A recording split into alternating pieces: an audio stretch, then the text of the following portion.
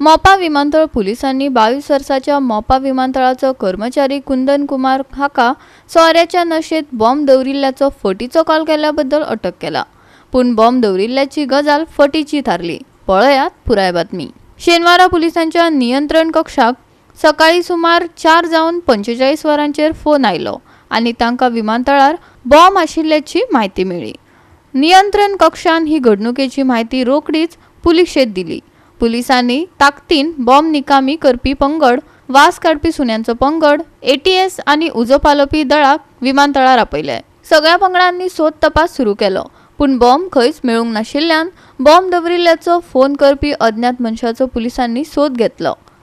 Cyber सेलान ताकतेन phone खंयच्यान आयिल्लो तो सोदून पुलिशेक कळीत केले।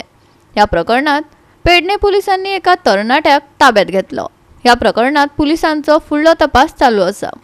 गोवा 365 खातीर संदीप कामुलकार, समृता खणगांवकार आनी शिवानी सांगेलकार।